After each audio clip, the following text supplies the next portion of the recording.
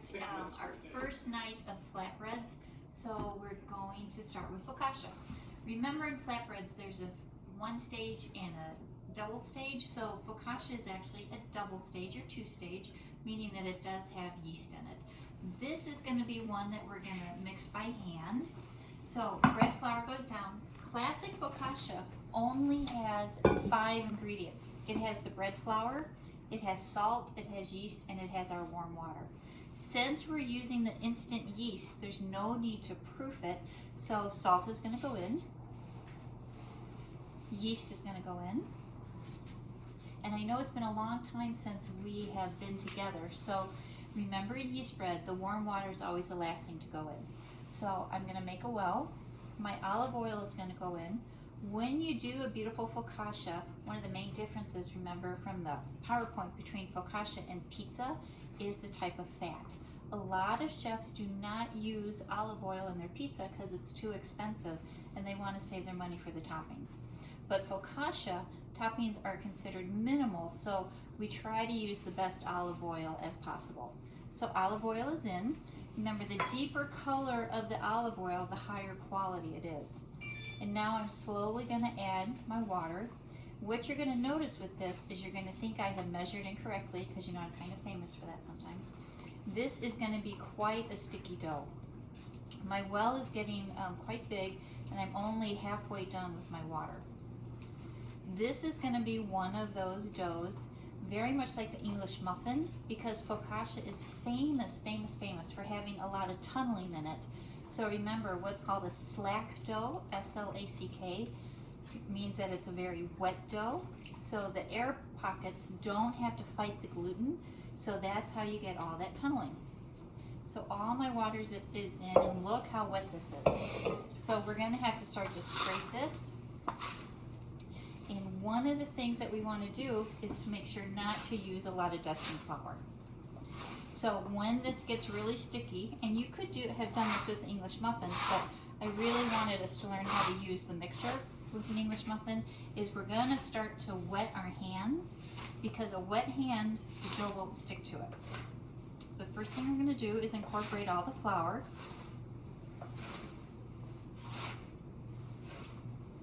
And it doesn't look so bad now, but the more I mix it, the wetter the dough is going to become. So the dough is still a little bit hungry because it's still picking up the flour.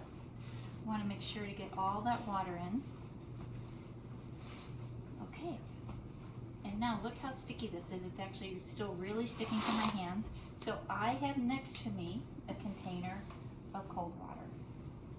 This water, there's no measurement of it. This is just to wet my hands, so when I start to knead this. So I'm going to dip my hands in the cold water, and this time I'm actually just going to start to push the dough about 12 inches away from my body, and this is how the dough gets kneaded. This is different than we've ever done before, and that's because we want to keep the dough wet so that we get that beautiful, beautiful tunneling. So instead of, just doing the push, turn, pull, I'm actually really pushing it against the bench.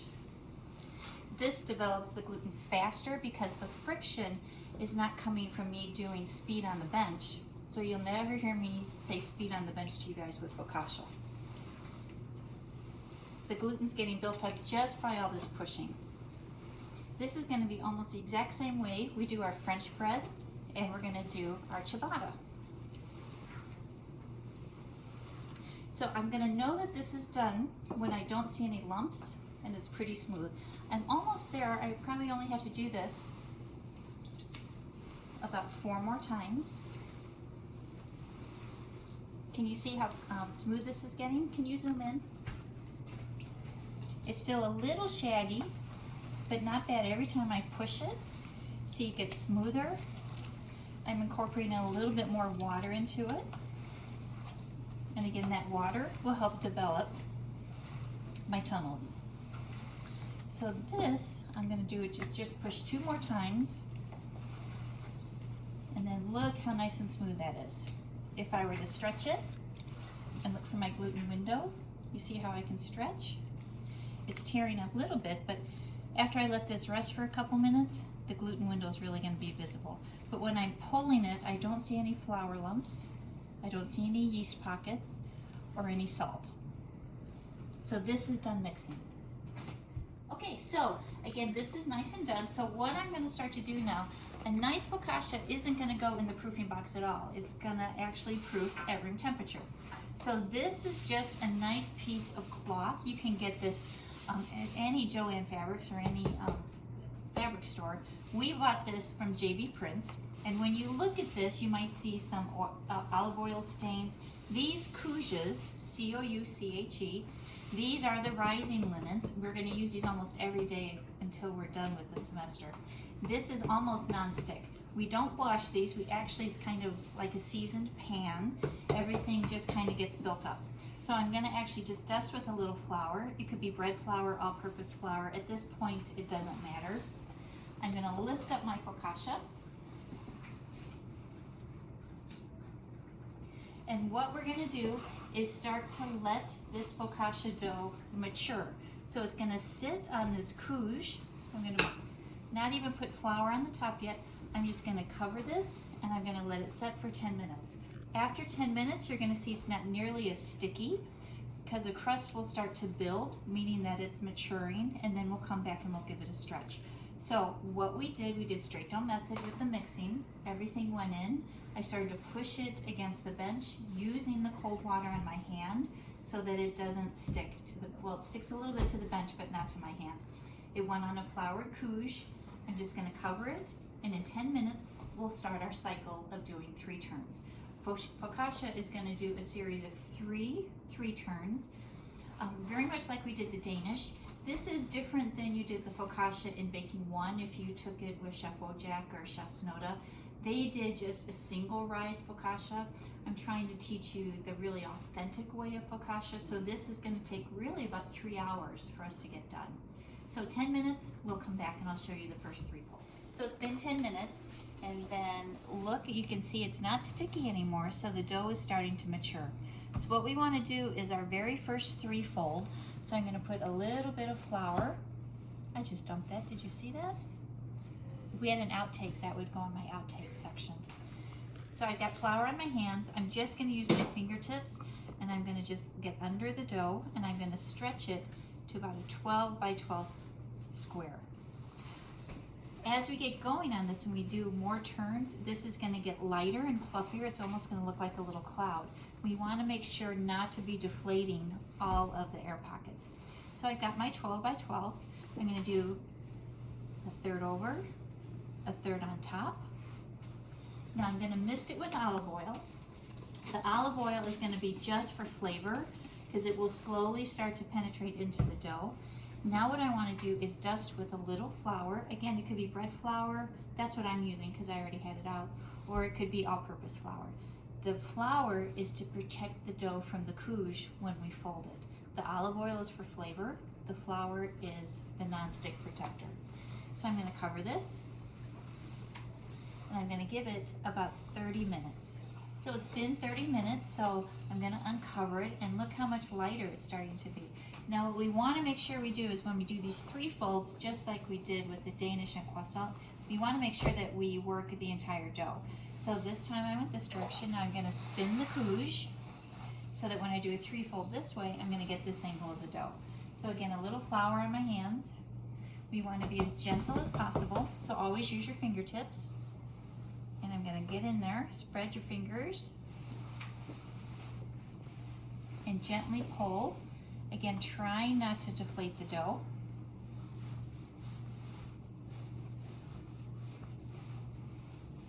Perfect. So now I'm ready to do my 3 fold. So left over, right over. You can see it's almost doubled in size, and I didn't deflate it at all. So spritz with oil. So I'm going to spritz it. And again, this oil is just for flavor because you can see when I opened up the couche, before I did the 3 fold, the dough, top of the dough is very dry. So again, flavor is going to absorb in. Just like the first time, I'm going to dust with a little flour. Always make sure to sift it over. You just don't want to sprinkle it over. And then again, I'm going to cover. And guys, 30 more minutes. Okay. All right, our next 30 minutes is up, so look how nice and fluffy this is. It's beautiful. So now we're ready to go ahead and put it on our sheet tray. But what we want to do is liberally soak this sheet tray in some olive oil, because what the olive oil is going to do, it's going to absorb into the bottom of the dough, and it will actually start to caramelize. So we'll get a fluffy interior, a light top, and a crunchy bottom. So you can see how much olive oil I have on here. It's actually just running. I'm going to give it just a couple more spritz. And now flour on my hands, because again, we want to try not to deflate the dough. We're going to lift it up. And it's off of the couche and onto our sheet pan. So I'm just going to take this. And now what I want to do is gently try to stretch this almost to the shape to fit the whole interior of the sheet pan. So I'm going to give it just about an inch border. And you can see I have barely even deflated this at all, just like during the 3 folds. This time I'm not going to olive oil it. I'm just going to cover it with the couche because a nice skin has formed, and now we're going to let it rest for 1 hour. All right, so it's been an hour, so let's take a look at this. You can see when I touch this, you see how the bubbles are popping up? That means our focaccia is ready to go. So what we want to do is we need to equalize the thickness of it, because on one side it's a little thicker, the other side it's thinner. So what we're going to do is actually dimple the focaccia. So we're going to take our fingertips, we spread them, and we just go down the length of the focaccia. And this actually serves 2 purposes. The first is it equalizes the thickness, and second, it creates little pockets. So if I were to put a topping on there, it will keep the focaccia or the toppings from sliding off. So I'm going to go ahead and spritz this. Again, my last spritz with some olive oil. This will help the crust caramelize. And if I wanted to, so I'm going to take a little fresh basil, and I'm going to put a tomato, and I'm just going to kind of bury this down. I don't want to expose the basil completely on the top, because then it can actually end up burning. So I'm just going to randomly place this. I'm only going to do this on half. And if you wanted, you could put some meat on here, and then it actually starts to almost turn into pizza. And you can see when I did this, you see this big air bubble? When this is done, let me step back, you can actually see where the tunnels are going to be when we slice into this. So again, I'm just going to do half of this with my toppings, and the other half I'm just going to put on cheese, which is classic for focaccia. So there's my basil and my tomato. The tomato is going to add moisture to the basil to keep it from drying out. And then I'm just going to sprinkle on a little Asiago and Parmesan. This will just add a little bit of flavor, and it will help the crust brown. So not too much, because again, I'm not making a pizza. And then my oven is set at 425, so I'm going to come back and check this in about 15 minutes once it goes in the oven. Okay, it's time to check the focaccia. So let's open up. So look what we have. Look how it's risen. It looks beautiful. The tomatoes have set in. We could temp this. Remember, minimum temp is 185, but I can tell that this is done. Okay. I'm going to put this right here. You can put it. Now let's take this. We don't want it to get soggy, so we're going to take it right off of this. Give me 1 second. I'm going to get a rack.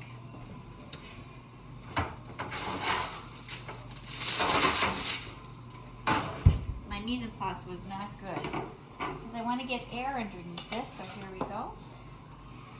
Slide it right on there. Look how beautiful that is. Now if we look at the bottom, maybe you can see how crisp that is, and that's because of the olive oil that we put on the sheet tray before we put the bread down. So I'm going to let this cool, and then once we slice into it, I'll take a little slice now, but remember that things need to cool completely before you can really see the tunneling. But let's take a gander at this. And look at all of our beautiful pockets. And because this has only been out about 1 minute, the pockets kind of collapsed a little bit, but as this cools, these are gonna open up just like a sponge. So this is beautiful tunneling. Now, this focaccia can be used for sandwiches, because now I could slice it in half, I could cut it in sticks, and it could go in a bread basket. So many, many uses for this focaccia. If it was leftover, now I could come back and put the pizza sauce and some cheese on it, and I could have second day pizza. So we could really use this focaccia for almost everything. And now look how the holes are opening up even more as it's starting to cool. So guys, here's our focaccia. This is what we're gonna do on Tuesday. So our goal is to, when we come into the bakery, you'll have watched this video. So focaccia is online. Review the PowerPoint, but we're gonna do it step by step, just like I did it here. If you don't have access to a copier, don't worry, because I've already copied the recipe for you. So we're gonna do focaccia. We're going to do pizza dough, and we're going to make some pizzas in between all the time that this has to rest, and then we do the 3 turns. So Tuesday, remember, we start at 9:30.